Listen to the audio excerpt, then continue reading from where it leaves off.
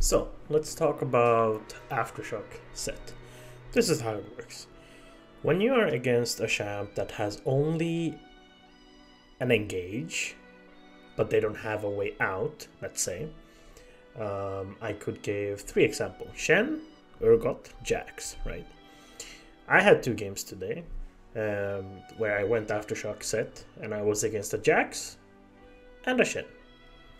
So, the only thing I can say is that when you trap somebody with Aftershock, with somebody like, let's say, a minion or some other sham that is in between you and the person that you're trying to stun, and you proc Aftershock. I mean, you can also proc at Aftershock by not stunning somebody because it's more of a drag in, right? So, let's say this. We all know what Aftershock does. You mobilize somebody, you gain armor magic resist for 2.5 seconds, a lot of armor magic resist, and then you also do some damage. It explodes after when the duration is done, right? So this is how it goes. You have Aftershock, you have Shield Bash, because when you have Shield Bash, after doing, let's say you take a lot of grit, right? You drag them in, you took all the grit damage, and depending on the shield, health of the shield, here it says new shield amount, depending on that you will do damage, bonus physical damage on your next basic, right? So after W you basic, you do a lot of damage, but meanwhile you have your W up, you also gain armor magic resist, which is really good, right? Because Aftershock already gives you armor magic resist, and then you get even more armor magic resist, so you're kind of really tanky, right? Then also, if they try to trade you, meanwhile you do your combo, let's say you did stun somebody, right? Oh shit, what the hell? Right, stop that, I'm trying to explain stuff. Oh, dear God. That scared me. Okay, let him roam around. Anyways, so what I'm saying is, so after when you did the combo, right, they haven't actually touched you or anything, right? So then they start to basic attack you. So when they do that or dish abilities on you, then you have bone plating. So you take even less damage. So like they don't have any way to actually do anything. And if they actually try to burst you down somehow, then you have last stand. So this is like whatever they try to do to you, you do more damage back to them, and they do almost no damage to you, right? But that's another thing though. Aftershock has 20-second cooldown. Bone plating has 45-second cooldown. This doesn't synergize pretty well. So you have to maintain when to do damage and when to just negate the damage back they're trying to throw at you. So let's say that you have both of them up. That means you can actually go in first, do damage, negate damage, and they can't do anything about that trade. But let's say you only have Aftershock because it comes faster, back faster than bone plating. Then you can only negate the damage and back off. Don't try to trade unless you really think that you can win. Otherwise, it's kind of a troll. So, let's say we're level 3 in the lane, right? I will show you on this dummy over here how much one Aftershock blow does. Okay, so you can see how much it did here, right?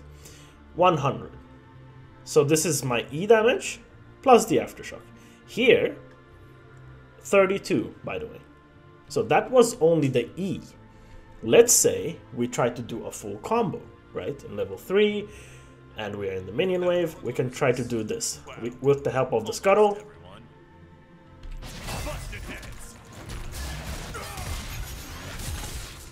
So that's a full trade, right?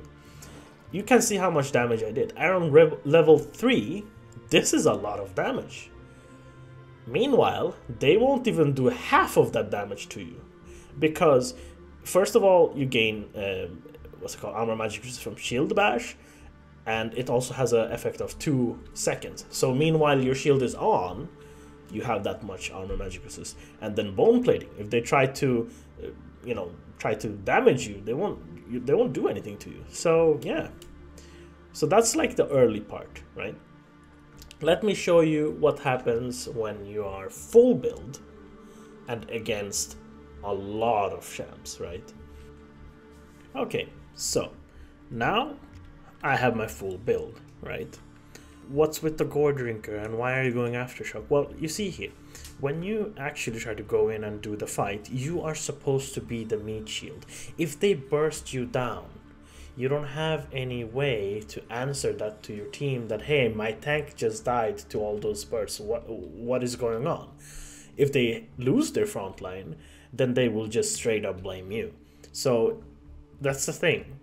With all these resistance, it doesn't do anything. Let's say they have on-hit damage. Let's say they have true damage. What the fuck are you gonna do then? Nothing. You can't do anything.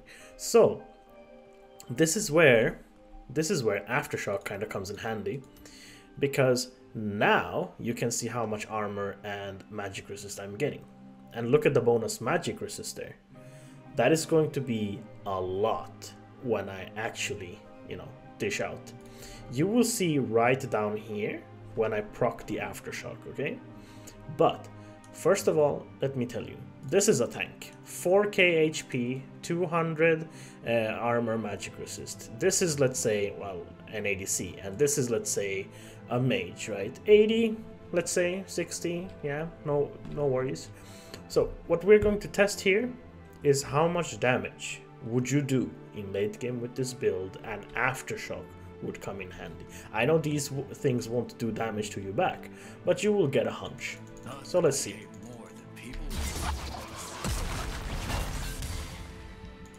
Okay, that is pretty decent, right? Look at the amount of damage I dealt to those two. This is without the grit. Let me explain. This is without the grit. Now the grit here, you're getting 67%. This is actually enough. 67% is enough. When you land, meanwhile you're taking damage, just so you know, this is one thing you guys should understand. Some people can actually do follow-up damage meanwhile you are in the air. So when you actually land, you might actually have full grit. So what you could do is just, when you land, you could just have your W that way and just flash on this side. So if I just do that again, so like that, right? But you understand what I mean. So if you can do that pretty well, I have actually a really good example for that. So this game I was against the Jax, right? So I don't know, man. It just feels like even though he's ulting, getting armor magic resist, I kind of get a bit more than that when I proc my Aftershock. So this is another thing about these sorts of matchups. If you're against, let's say, a Jax, Urgot, Shen, anything that has just one engage but can't get out of it, you can go Aftershock because you negate so much damage. Just like this guy, I don't know what the hell he was doing. I'm pretty sure he's just really high on cocaine. I mean, come on. Like, what? I don't know what he's doing with Face Rush and Ignite toppling. Even here, look how much damage he takes from me, and then I take from him. Nothing. He does nothing to me. I don't know what his point was with this build. And over here, like here, Lux helped me a bit with the grit, and I almost delete him, and the shield bash came up afterwards. Like, I just don't get it, what's going on. And then here, I kinda knew I will die because Lux was like super fed, so I'm like trying to kite and shit. So at the end, it goes well for me. I mean, I will die, but I also get her, which was really surprising because my heart was like beating here. Here I dodged the E, she laid out with the flash, and then the Aftershock comes and kills her as well. And then right over here, this was really nice. Here they have both shield bash and healing reduction, so you can see those two icons beside my guy. So here, if I didn't have Aftershock, I wouldn't have lived this burst, and look what I did to them. They popped up. Meanwhile, that Aftershock was on, the explode came afterwards, so I didn't take any damage there. I did use Gore Drinker, but it didn't heal me up because, well, they have healing reduction. So yeah. Oh man, this was just so juicy, dude. I'm like, give me damage, give me grit. Come on, do it. You guys can do it. And then they give me the right amount of grit. And Lulu just fucking disappears, right? I don't know I don't know, man. The buffs looks pretty good, but as I said, I will make more videos about what mythic to go in which draft and why, right? I have been playing mostly Prowler's Claw and Pusher build, but I'm being a bit optimistic and, you know, trying out new shit, like this thing. And over here, things like I just took a lot of turret shots here so I can get the full grit. If he didn't exhaust me there, that Ivern would have died. Just saying. So, things like this, you know, you have to try out. And in many cases, Aftershock is pretty good. As I said, it is good to negate damage, but also do a lot of damage, because now Sett has even more, let's say, high base damage, right?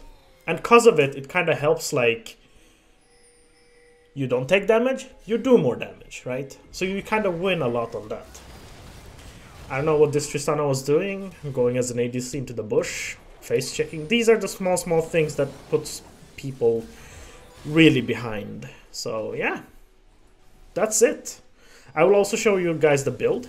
Aftershock, Shield Bash for your W, and Bone Plating for trading, and Revitalize. We're gonna go Triumph, and we're gonna go Last Stand. Why I'm picking 2 on AD, or Adaptive Force, is because you don't really need attack speed or armor, additional armor, or even cooldown. You don't need that. The only thing you need is damage, and depending on who you're gonna be against in lane, let's say an AP champ, take magic resist. AD champ, take armor. If you're against a tank that doesn't have that high base damage, you can go this, so you can stack up more HP in lane, right? So this is the build. We're going to have Gore Drinker, we're going to have Xerax, Titanic, DD, Gargoyle, and Tenacity Boots. So the only thing I would actually change is Silvermere and Death Dance.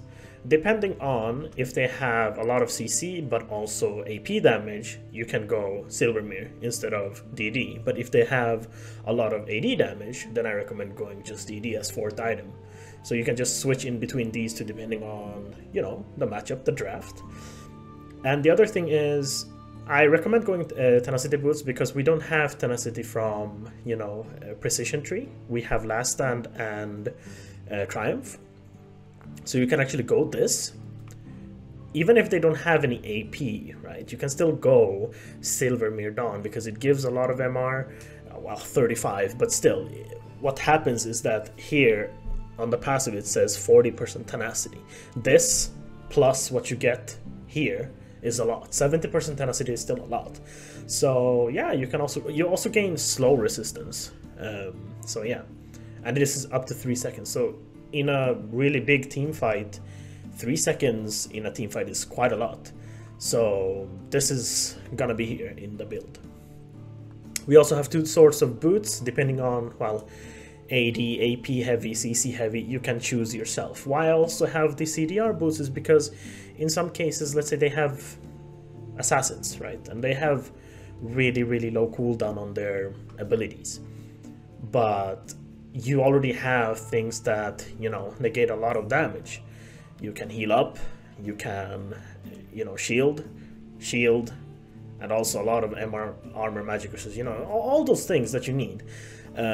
Also, Gargoyle has a really OP passive. It stacks up to 5. You can get 25% bonus armor magic resist for 6 seconds. On top of that, a big shield. So yeah. And when it comes to assassins, they will have low cooldown on their abilities, so you can actually run cooldown boots depending on, well, the draft. So yeah, that is the build. Let me just point out something real quick. When you go Aftershock Sett, your laning phase, man, it's just gonna look like this. いいじゃん。ダメ。なんで？もうちょっと待って。あと何秒ぐらい？犬苦手なんだよ。ちょっと待って。ちょっと待って。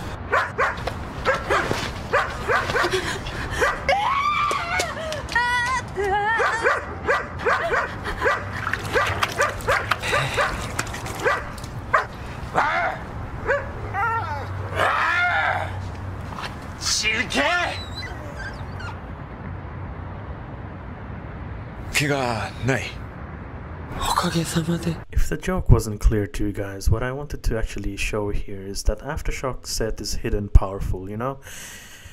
So, yeah, the guy, who it's Sett, okay?